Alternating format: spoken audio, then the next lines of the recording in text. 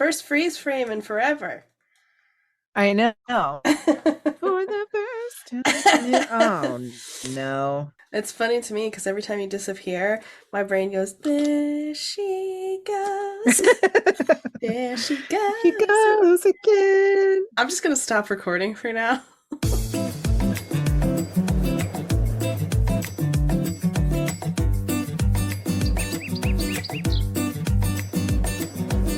Hello, everyone, and welcome to the show. I'm Blair. And I'm Kirsten, and we are mediocre content. And it feels like it has been forever since we've sat behind the microphone. And again, this is exactly like the last time that we started our other episode because I was sick and then you got sick and now it's been another very long time in It between feels like recordings. we're taking months in between recording. I mean, props to us for having enough podcasts recorded where it doesn't seem like that, but oh my God. Yeah, I mean, It's been a month and a half, I swear. to be fair, we're really cutting it close. Not that you guys care or need to know or even want to know, but the reality is that we are recording this the night before it needs to go live. So Yes. tomorrow is, in fact, November 28th, and today is the 27th. So perspective is everything. We hope you guys all had a great Thanksgiving if you Indeed. celebrate. If you don't celebrate, we hope you had a good Thursday. Thursdays are Last solid. Thursday. Yeah. Like Friday Eve. Yeah. Yeah. Thursday's my favorite day of the week. Yeah? Yeah, because it's like Friday. It's Friday Eve. So Right. Friday is the last day of the work week and you have all these plans out in front of you. And you're not thinking about the next work day, the next work week yet. It's true. And it's just, I don't know. Yeah. It's like good. it's like you get Friday Eve hype, and then everybody talks about the Sunday blues and oh, now I have to go back and blah blah blah. Well, I mean, I guess depending on what day you start your work week, I don't know. Yeah, that's true. Yeah. I mean, the thing is once Saturday is over, I'm basically well, my weekend is over now. I got Friday night and Saturday and that was it. Yeah, I agree. Well, because we record on Sundays too. Right. So we record on Sundays, except for this Sunday. And then I meal prep for the week and get my house together and, normal stuff. Which is good because it makes my week go better. But after Saturday, it's just Sunday scaries. Honestly, I know that there's been a lot of talk around it, and some states or counties within states have explored that 4-day work week situation where you still get paid the same amount. It doesn't actually harm you in any way, but you end up getting a 3-day weekend every week so that maybe your first day is just a reset for you for the week, and then you have 2 solid days to care about yourself and your family. That honestly sounds fantastic. What a great thought. Yeah, I know. And oh my God, humans don't want to run themselves into the ground for 40 years plus. That would be, the boomers would not have this. They would not be having that. They're how dare you think about self-care? I honestly feel like everyone could do with some self-care. I agree. Yeah, I agree. I hope that more businesses implement it. I'm really hoping so, because I know it's taking hold in Pennsylvania a little bit right now, which is cool. Ooh, I don't know if it's actually passed or anything, but I do know it was in conversation and in legislation. Yeah. Well, statistically, it's better. Yeah. For productivity too. Yeah. I know that you lose a whole day of work technically, but but do you really?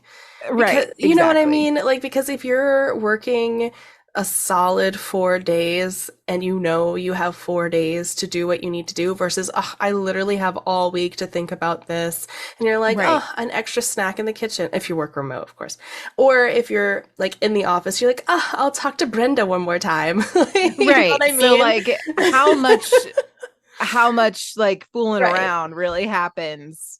A lot. Where I'm sure 8 hours worth at least. Right. I mean, not at my job, because my job, we're A little very different. serious all the time. No, I'm just kidding. But like it's a little different with healthcare, but Yeah, that's always the exception to the rule.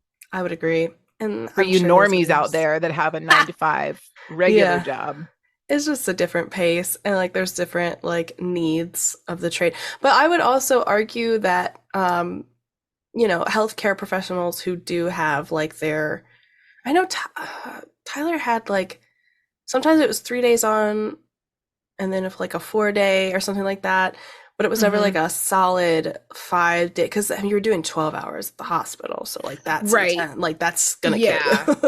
Yeah. That Yeah, 12 yeah, hours is yeah. not a good thing. No.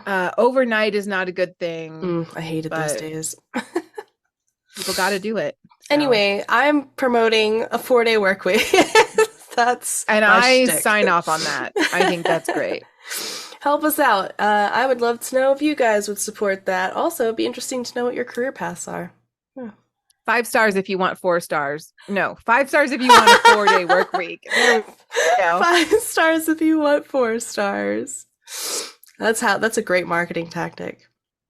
Right. Right. Um, Okay. we should disclaim. Yes. All right. So, disclaimer. We are not experts on anything. If you want to come to the podcast to get advice for life, that is obviously not what we're good at. However, if you want to learn about things that you typically would not come across in your day-to-day algorithm, then we encourage you to follow along and do your own research. Yeah. And that's all. That's all. Thank you, Meryl. And that's all I know. That's it. Oh my goodness. I will, for any time somebody says that's all, I will forever think of The Devil Wears Prada. That's all. That's all. I love her. I'm so sorry, I got a tangent for a second. No, tangent. So, I recently watched the Cruella movie. I know it's been out for a while, the live action. Yes, it's It so is good with Emma gold. Stone. Oh, it's gold. It's And I have to everything. tell you, I'm terrible with actor and actor name, like whatever. But the main baddie in it, Emma Thompson. There you go. So she is like the darker Meryl Streep, and I love it. To me, I love the Devil Wears Prada angle that they put on it. I think it's really cool, and obviously, like all the characters are like serving looks the whole time. So good, it's so good. Yeah, it really is. Yeah, I would say the Cruella one is more like the avant-garde version. It's very explosive, I would say. Yeah. Anyway, I'm gonna take us back to the science world for the good news segment. Why are we not surprised? Go figure. It's not space Everybody related. slow clap with me. It's not spacey, though. We're on Earth for this one. Shocking. And because it's so big, I only have one. Wow. So, yeah, huge. That's what she said. That is what she said. That is good for her too. Good for her. Good for her. Right. This is great. You can tell we haven't done this in a while. I know. This is wild. All right. All right. So we're talking robotics for this one. And the title of the article was Japanese Robotics Company Solves Loneliness with Futuristic Communication. So obviously we're in the era of AI and like potentially scary technologies that have come out, but also really amazing technology. And to me, I kind of put this in the like amazing category, like a feat of amazingness. So there is someone by the name of Aki Yuki, and she is the co-founder and COO of Japanese robotics company Ori Lab Inc. And they are developing alter ego robots to help people living with physical disabilities, mental illnesses, of age-related issues to communicate, interact, and engage socially or in the workplace. So there's a lot of issues with these essentially people being able to get out and socialize or have a job or be considered quote unquote normal, I suppose, in society. Can relate. Yeah. So in Japan alone, millions of people do live in social isolation because of their impairments. And so Aki Yuki wants to tackle the problem, and to do so, she is pioneering this crazy technology that creates new ways for the individuals to engage with society socially.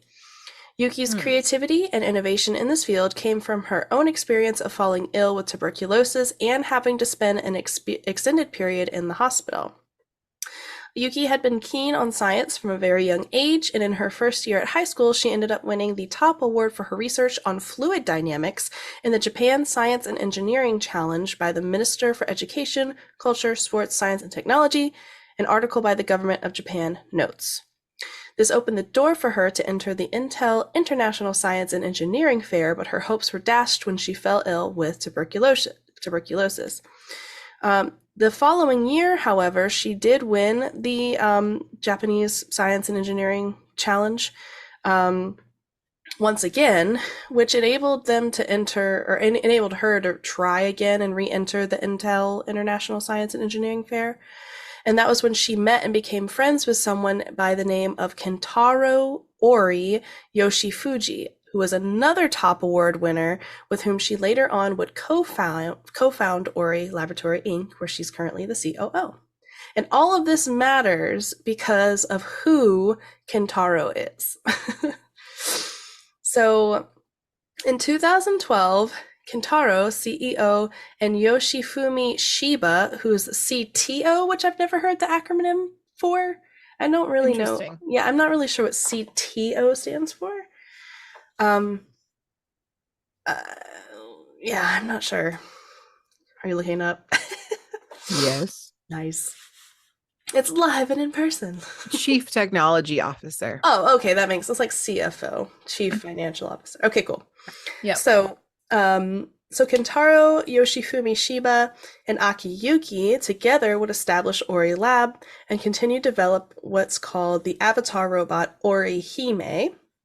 And they completed their first Orihime prototype in 2009, further refining it until it came up with their current model in 2013, and by 2016 they began to mass produce these robots, making them available through a monthly rental business model. Their goal was to make their robots as widely available as possible because of what they were able to do. So these Orihime robots were very specific in how they moved and what kind of joints they had, those kinds of situations. So they're very doll-like robots, movable, everything. Interesting. Stands about 23 centimeters high, 17 centimeters wide, and weighs about 660 grams. And it was created to enable people to overcome their restrictions due to their movement, whether it's physical, hospitalization, what have you. And essentially, these Orihime come in with a built-in camera, microphone, and speaker, and can be fully operational remotely via the internet. The robot is taken to the physical location where whomever it is at the helm wants to be. For example, school. If a student is severely ill and still wants to be able to attend school, this Orihime robot can be moved to the school and essentially be physically in class, fully controlled and operational by the student from wherever they are. Which is crazy. That is trippy. I know. This gives Ferris Bueller's Day Off like a whole new meaning. Yes. Oh my gosh. And so they can obviously look around. They can take part in conversations. They feel like they're physically there, even though they're obviously not. And in this way, the users are able to continue to interact socially and contribute to society, regardless of whatever they're going through and where they are physically outside of the robot. And this is because they can use their computer or their smartphone, whatever the case may be. It understands like head signals for yes and no. It can express joy and things like that with its limbs. It's a really advanced robot.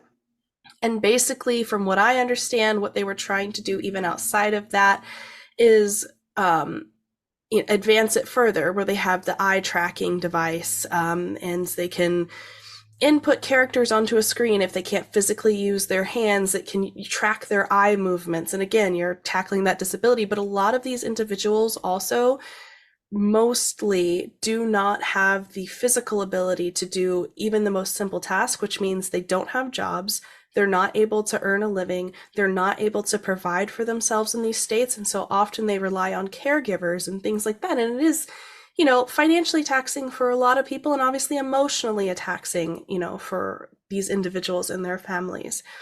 And so the reason that eye tracking is so important with these other elements is because it pushed Ori Lab to not only make this accessible for those with physical impairments or location impairments, but now they have a way to also put them to work if they want to be, apparently.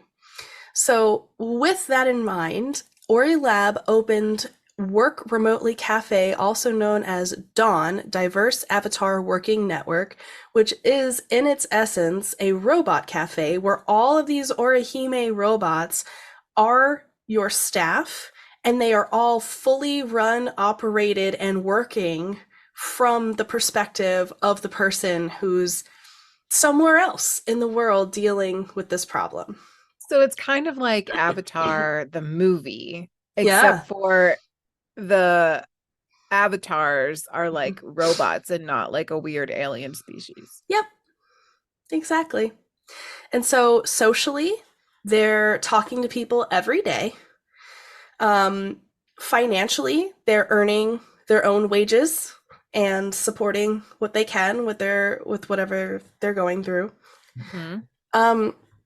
And overall, it prevents, a lot of mental disease and physical isolation, social isolation that these individuals go through.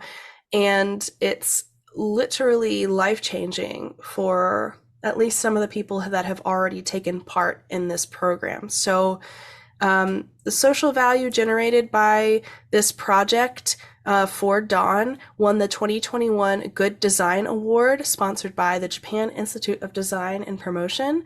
And I think we're going to hear a lot more about this, even if it's not just in Japan. I think it's a great thing to expand because all over the world, you'll have people that are dealing with situations like this, or maybe they even just have like some kind of severe physical, social anxiety that prevents them from leaving their home. Now they have an alternative to try and help them through that with maybe an orihime.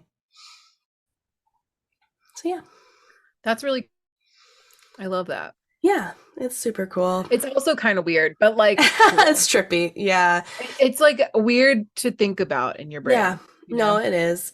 And the technology alone is astounding to me. Like, I know that our computers and our devices can do things like obviously like face recognition, eye tracking. I mean, we've had a lot of these things for a while now, but to put it in something that can physically move and like embody a human somewhere, like, right. That's crazy. It is wild.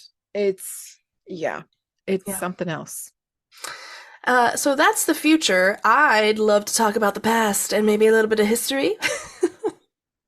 Yes. So the theme of today's episode is if he wanted to, he would. Oh my God. This is great start.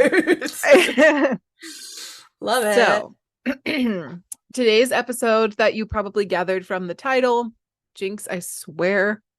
Immediately moves your stuff. Immediately moves everything. Okay. So the Taj Mahal, which is widely considered one of the most beautiful buildings ever created. I myself have never been to the Taj Mahal, but the pictures alone look magnificent. Yeah. And it's a lot bigger than what the pictures make it look like, obviously. Yeah. Sure. It's an exquisite marble structure located in Agra, India, and it's a mausoleum, which is and also an enduring monument to the love of a husband for his favorite wife. Notice not his favorite wife, his favorite wife. You know what? Different strokes for different folks. Again, ladies, if he wanted to, he would. I'm just saying. He built me a mausoleum. Yes. And it's incredibly impressive. Honestly, it's basically a castle. I mean, it's a castle for after you die. So, but he didn't build it. I mean, not himself, but he like funded it. Okay. Close enough, I guess. So Shah Jahan took control of the Mughal Empire throne in 1628. At the time, he was very much in love with the queen, which he dubbed Mumtaz Mahal, or the chosen one of the palace. Ooh, that's This guy, very cute. he was head over heels for this lady. How Okay? romantic, though. How romantic. The poets at the Agra's Mughal court said her beauty was such that the moon hid its face in shame before her. It's very poetic indeed. It is. Yeah. The Mughals were at the peak of their power and wealth during Shah Jahan's reign, and India's rich amount of precious gems yielded him much wealth and power. But he was powerless to stop the Mumtaz Mahal's death during childbirth in 1631. Oh no. Legend has it that she bound him with a deathbed promise to build her the most beautiful tomb ever known. What an interesting request. I mean, she's a bad bitch as far as I'm concerned. Like, she's like, I'm gonna die. You're gonna remember me forever because you could be building this building for like 30 years. For real, especially during that time. Right. So whether or not she made him promise that is like up in the air. Sure. But he poured his passion and wealth into the creation of the monument that we now know is the Taj Mahal. It is said that 20,000 stone carvers, masons, and artists from across India and as far as Turkey and Iraq were employed under a team of architects to build the Taj Mahal. And it's, again, located in the lush gardens on the banks of the Agra's Jamuna River. They completed the epic task between 1631 and 1648. Now, if we all do our math together, we will know that that is more than 10 years. I was so ready for you to do better at math than me. And I also love that it was, in fact, hilarious. It is actually more than 10 years. 10 years. I believe if I did my calculations correctly in my head 5 seconds ago, it is 17 years. Maybe? Sure. That sounds like it could be accurate. Yeah. List your comments below. The listeners are like, this girl is a nurse. Lord have mercy. It's not like you're calculating historical dates every day. It's true. Okay. So while the arch and dome profile of clean white marble has become iconic, other beauties lie in the Taj Mahal's painstaking details. There are semi-precious stones inlaid in the like walls and flooring, carvings, and verses of the Quran in calligraphy create an enchanting interior space. And plot twist, Shah Jahan also is buried in the Taj Mahal. So they're both there. Oh, yes. That's kind of cute. Yes. I mean, like, so macabre. Really, it was a tomb for him and her. Honestly, couple's tomb. Yeah, right. They did it right. So the Taj Mahal's familiar marble domes are framed by 4 marionettes, fancy large columns, from which Muslims are called to prayer. Each is designed with a slight outward lean, presumably to protect the main mausoleum in case one of them should collapse. 2 red sandstone buildings also flank the main mausoleum on either side. The one to the west is a mosque, and the other is a former guest house. Oh, I want to stay in the guest house. Yes. Same. Airbnb. Yeah, I know, right? Sponsor us. These buildings are set within lush gardens, complete with an enormous reflecting pool. the mosque, the guest house, and the main gateway on the south border, Mm-hmm. the the outer courtyard and its cloisters were added subsequently and completed in 1653. So the Oh. main building was finished in 1648, as we previously did terrible math to figure out. And the whole like plaza, Oh. because it's more than one building, was completed in 1653. So well, I don't know if you, when was Shah Jahan, when did he pass? I think we're getting there. I Oh, wrote this a okay. long time ago, but I do remember that I included Did him he see the in this. finished thing then? Yes. Oh, okay. Yeah, I Oh, think he okay. also stayed in the guest house and like lived Oh, there. okay. Okay. I was just If I curious. remember correctly. Okay, so he was definitely there for the completion then. Yes. Okay. So his son actually seized the Mughal throne and imprisoned his father in the Agra's Red Fort, Rude. which is down the street. It's itself a World Heritage Site and popular tourist attraction, which is literally right down the road. Mm. Whether as consolation or torture, Shah Jahan commanded a view of the Taj Mahal from his window. Oh, that's so So sad. looking over at wifey from his Oh, son, from that's his, so rude. I know, from jail, basically. I don't know history. He might have been a schmuck. Who knows? Who I don't knows? know. The Taj Mahal is located on the right bank. We talked about that already. Of the Yamaka, or no, I'm saying that wrong. Yamunka River. You've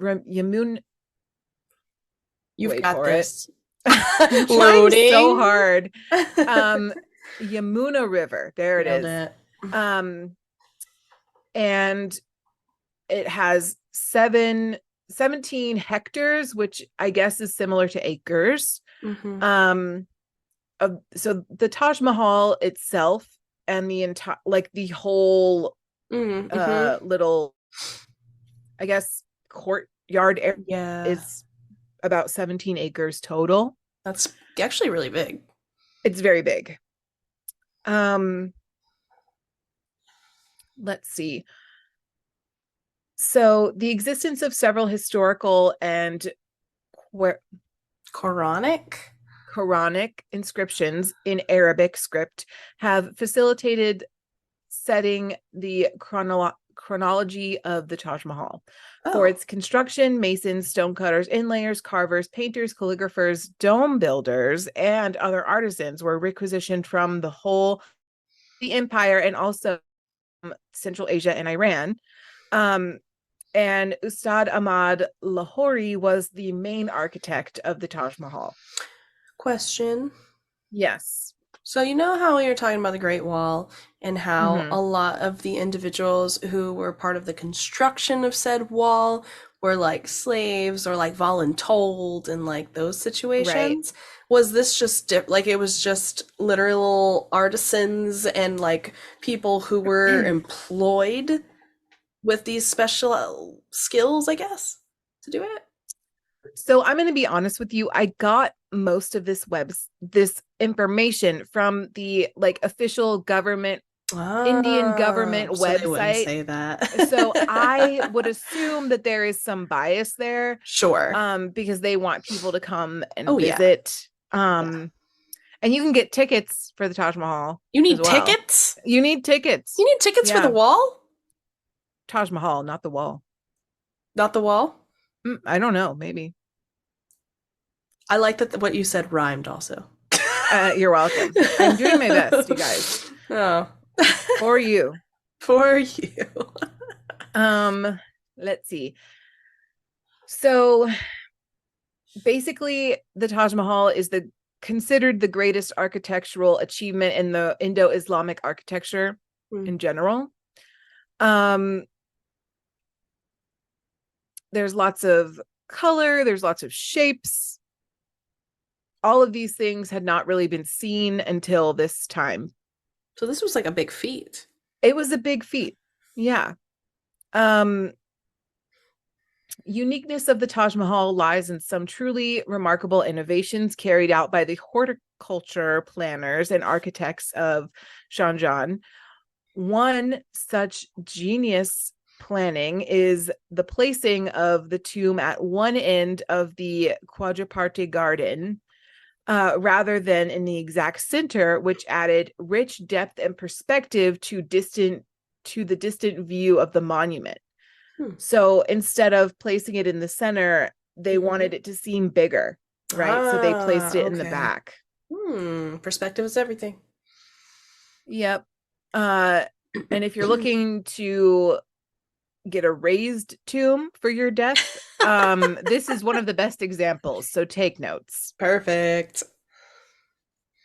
Let me see. I'm kind of skimming, to be honest, you guys. I'm sorry. The tomb is further raised on a square platform with the four sides of the octagonal base of the minarets extended beyond the square of the corners. The top of the platform is reached through the lateral flight of steps provided in the center of the southern side. So basically the inside, I guess, has an octagonal tomb chamber, which is encompassed by portal halls and four corner rooms. And there's a second floor, which is exactly the same thing. Okay. And they just did this basically to make it more ornate and also be able to have, like, I guess, separate like gathering places and things like that. That's really ornate. Yeah. Yeah. And then to duplicate it. Right. Like above it. Okay. Yeah. So the large double-story domed chamber, which houses a monument. So it's called a cenotaph, which is a monument to someone buried elsewhere. So there's a monument in the Taj Mahal of people who have died in war, I guess, as well. Oh, okay. So we just call them memorials. Right, yeah. Yes, in So the States. there's many other words. I get it. For all of that. That's nice. That's nice.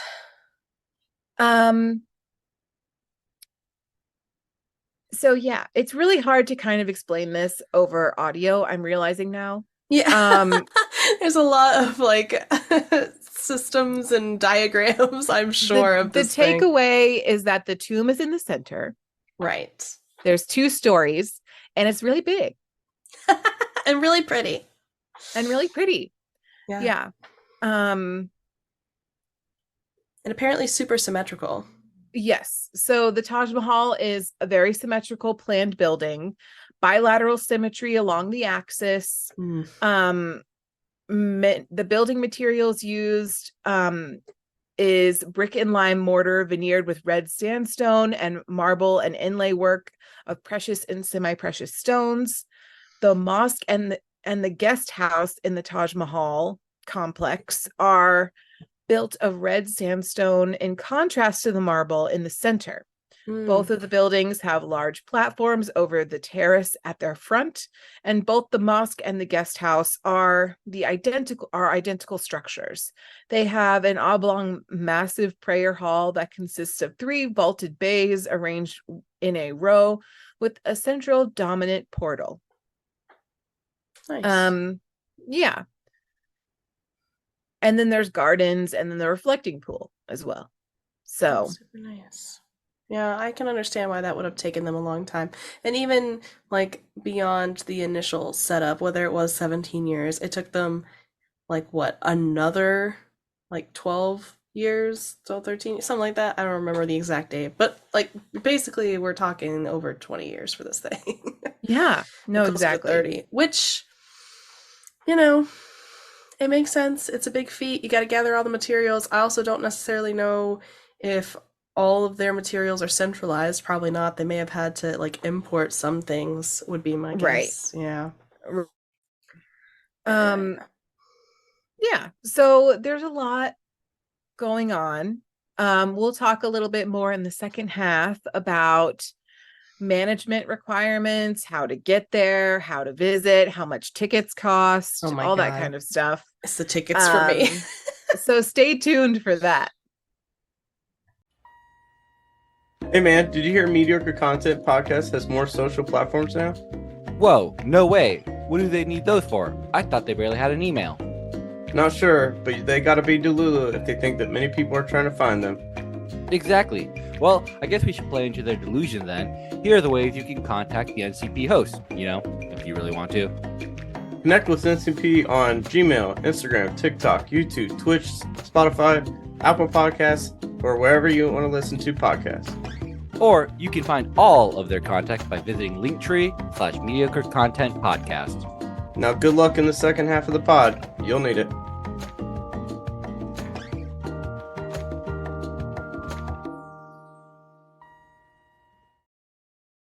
Welcome back. Hello. We hope you like the ad. Yes, you know what? Q3 is coming to Q4. Oh my God. Q4 is coming to a close, which means more work for us. That's terrifying. With anyway, new ads. Moving right along. Existential crisis. So, the Taj Mahal. Yes. The integrity is maintained in the intactness of Tomb Mosque Guest House main gate and the whole Taj Mahal complex. The physical fabric is in good condition and structural stability. The nature of foundation vertically of the minarets and other constitutional aspects of the Taj Mahal have been studied and continue to be monitored. To control the impact of deterioration due to atmospheric pollutants, an air control monitoring station is installed to constantly monitor the air quality and control decay factors as they arise. So that's extreme basically compared to the wall. I know. Right. Ugh. The Great Wall of China was just like, okay, so some of the parts will just decay, and we're cool with that. Yeah, totally fine. I mean, it's outside. The Taj Mahal said, unlike the people that are housed here, I will not be decaying. Exactly. I will live. And that is where we are with that. Fair enough. If you didn't come here for more morbid jokes, I'm so sorry. Then what are you here for? All right, exactly. So they have an air quality control center. In addition, for future development for tourist facilities, they'll need to ensure that the functional and visual integrity of the property is maintained, obviously, particularly in the relationship with Agra Fort. So Agra Fort, as we can remember from the first half, was where the guy who built the Taj Mahal was imprisoned by his son. Sag. Yeah. Side note, when we went to Mount Rushmore last summer, was it? No, it was the summer before last. Wow, it's been so long. We went to Mount Rushmore, and they are facing similar problems in restoring, or not restoring, but like maintaining the structural integrity of the president's bases. Yeah.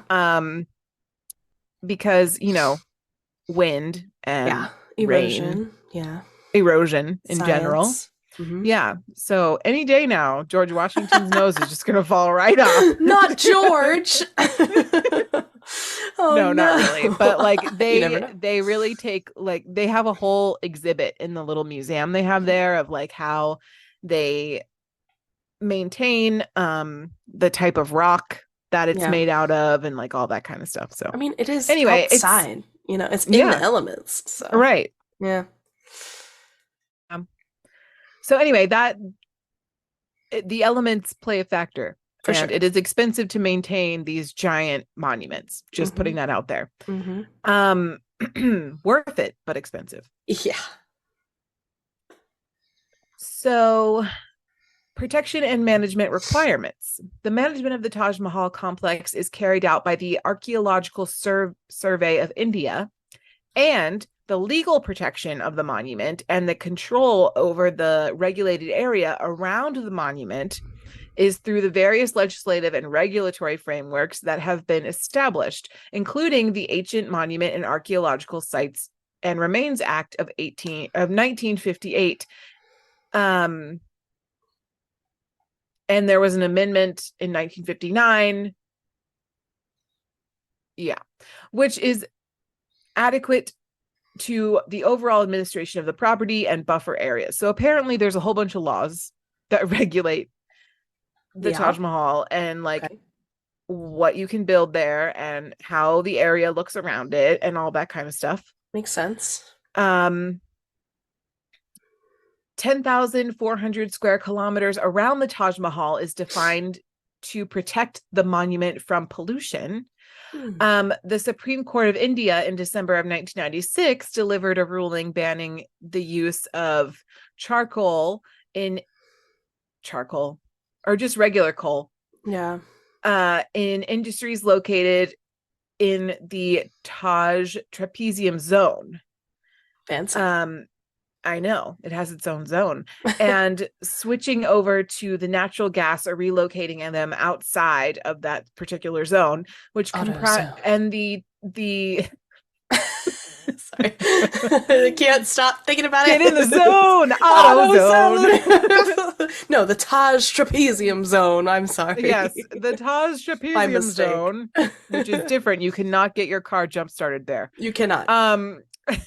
Comprises of 40 protected monuments, including 3 World Heritage Sites. Oh. Which we have already talked about: the Taj Mahal, the Agra Fort, and the Fateh Per Sikri, which I don't know what that is. You did a good job. Thank you so much. I tried. The fund provided by the federal government is adequate for the buffer areas. The fund provided by the federal government is adequate for the overall conservation, preservation, and maintenance of the complex to supervise activities at the site under the guidance of the superintending archaeologist of the Agra Circle. So there's a lot of red tape. You can't just be fooling around by the Taj Mahal. So, how you can get there. So Agra is a major city in the Indian state of Uttar Pradesh, and well accustomed to visitors. The city is accessible by bus, train, and limited air service, and has a wide range of tourist amenities. Of course. Access to the Taj Mahal complex is on foot. The Taj Mahal is a year-round attraction and often busy. Though new ticketing systems have thinned crowds at peak times, visitors in search of more solitude might try coming early or late in the day. One time to not visit on Friday because the Taj Mahal is closed. Oh. Also, keep in mind, since it is on foot, something that you just jarred into my brain, this is 17 acres minimum of walking. Wear good shoes. Yeah, wear excellent shoes. Don't bring things that are too heavy, and pace yourself is what I would say. Yeah. So the mausoleum's interior is a striking, if smallish, space that begs some leisurely exploration, but a good part of any visit to the Taj Mahal would be spent looking at the building from the outside, where you get your iconic photo to post on Instagram. The mausoleum's clean white marble shifts in color and tone to match the mood of the world outside, a transformation so enchanting that it's worth lingering to gaze at the building in different colors, such as a rosy glow of dawn or the magical light of a full moon. Did I mention I got this from the tourist website? They are selling it. The Taj Mahal attracts around 7 to 8 million visitors annually. Wow. With more than 0.8 million from overseas. Only 0.8? Oh. 0.8. Okay. So almost a million of the 7 to 8 million. That's nothing. It's 1/8, if you will. Literally nothing. We are nothing. Most tourists visit in the cooler months of October, November, and February. Polluting traffic is not allowed near the complex, and tourists must either walk from the parking lot or catch an electric bus. Okay. All right. It's electric. Yeah. Indeed. All right. So now, what you've all been waiting for, how you can get your tickets to the Taj Mahal. Absolutely. Not sponsored. Taj Mahal opens 30 minutes before sunrise and closes 30 minutes before sunset during normal operating days. Oh, how are you supposed to see it at sunset then? I mean, what? I don't know. They messed 30 up minutes before sunset. So that means when the sunset is like totally gone. That means when it's like sunset means when, so you'll be seeing the sun setting and then you have to leave. Rude. So it's fine. I can't see it in the moon glow. They promised me moon glow. Oh my God. They said on their You website, sound like an American. I don't make the rules, okay? I need to talk to your supervisor. No.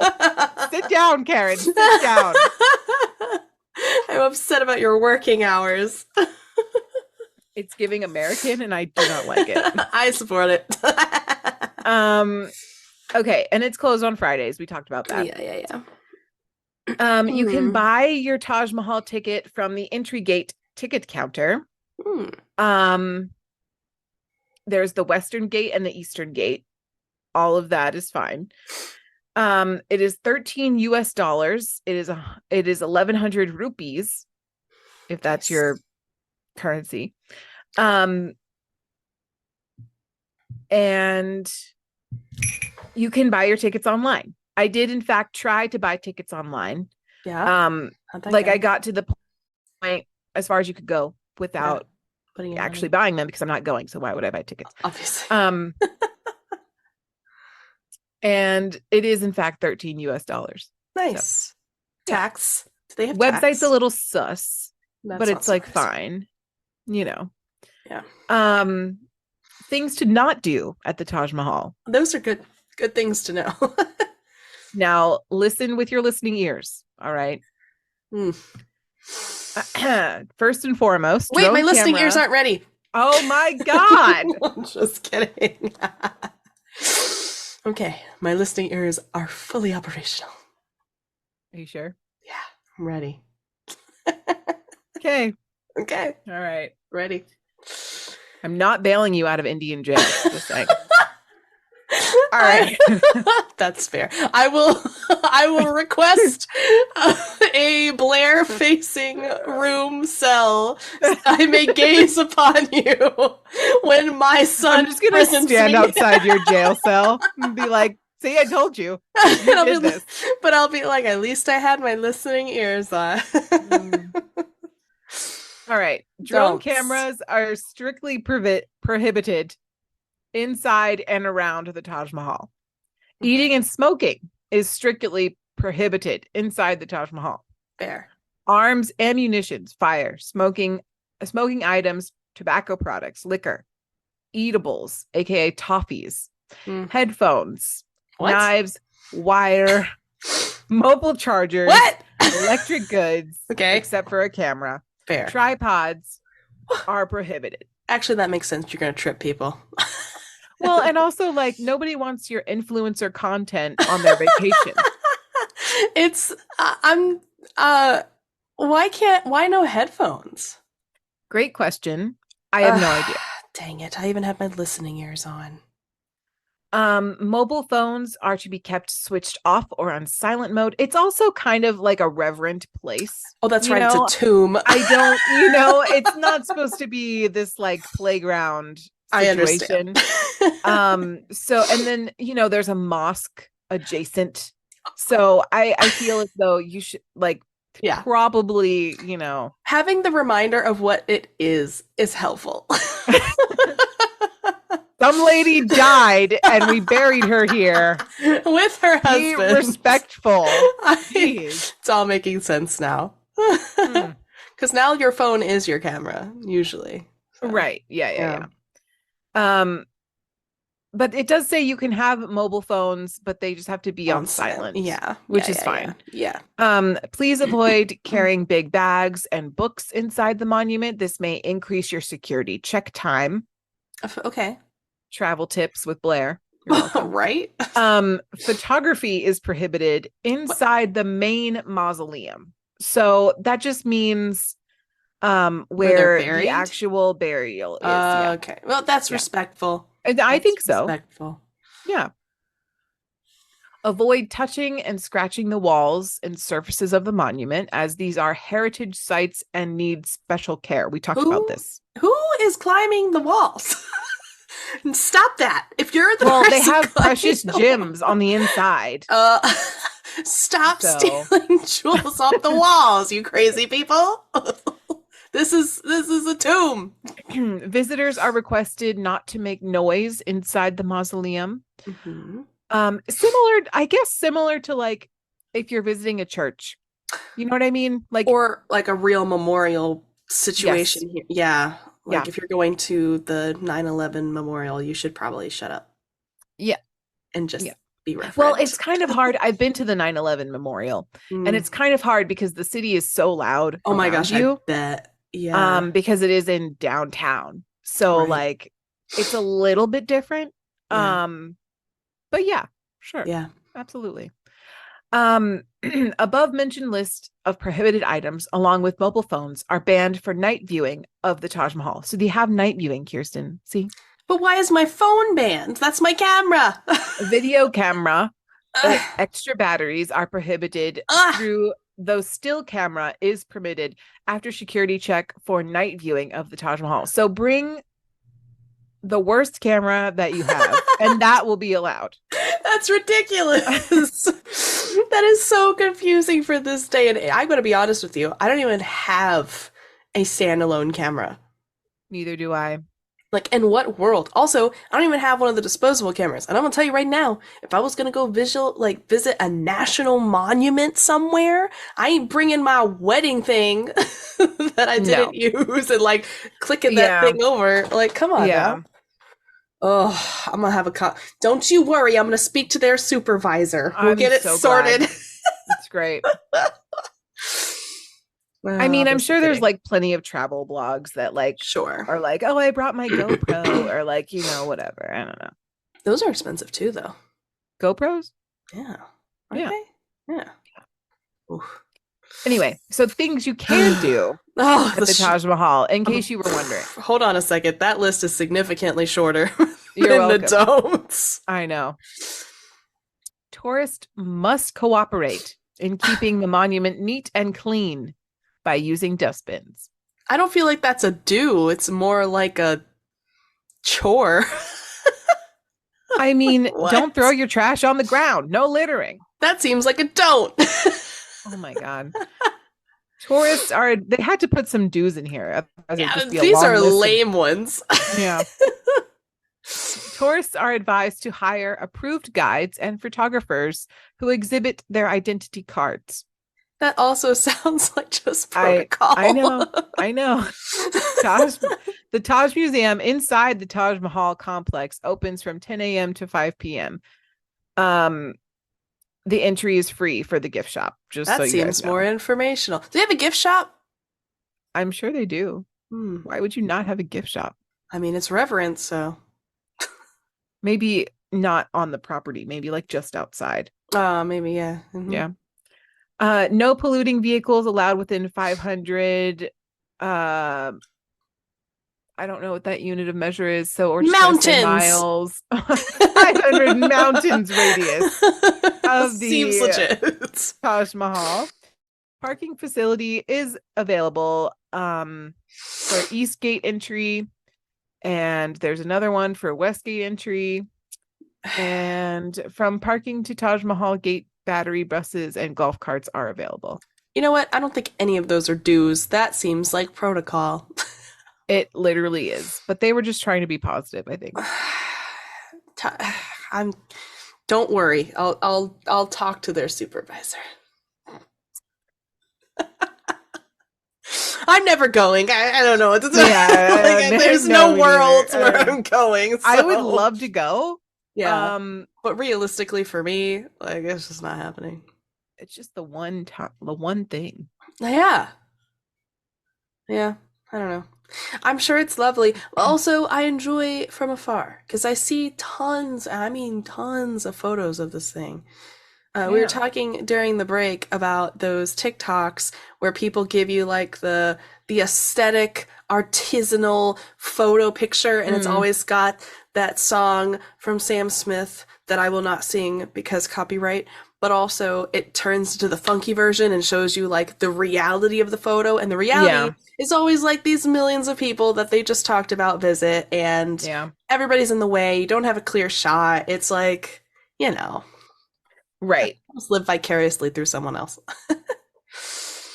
And that is your prerogative because we have the internet. That is very true. I can be in thousands of countries at once with one TikTok. That's right. Anyway, I mean, it's very beautiful sounding. Yeah. And that devotion of love is extreme. And remember, if he wanted to, he would. He really would. He would build an entire courtyard for you. Like that. With a reflecting pool, a guest house, a mosque, and your giant tomb. And not only that, when he becomes imprisoned, he's still going to look at you. He's going to physically request to be able to see your corpse house. It came out before I had a chance to filter it. Oh my god. It came out too fast. Mausoleum will now always be corpse house. That's the word I was searching for, but didn't have time to fabricate. We're just going to leave it at that, everybody. Feel free to send in your questions, comments, concerns, and episode topics to our Gmail if you want, mediocrecontentpodcast@gmail.com. You can also follow us on Instagram or TikTok at Mediocre Content Podcast, or even though it's been like a month since we've been able to stream because sick, you can technically catch us every other Thursday on Twitch at Mediocre Content Podcast, and that's at 3 p.m. PST, 6 p.m. EST, or 11 p.m. PST. And please, oh please, don't forget to rate us 5 stars anywhere you listen to podcasts. We greatly appreciate it, and we see you, and we just want to make sure that you know we say thank you. Thank you so much. Because we actually do see it, so yes, we do. So I guess we will see you guys next week for another wonderfully mediocre podcast, and I guess that's it for tonight. Indeed it is. We hope you have a good week, and we will see you next Tuesday. Cheers. Cheers.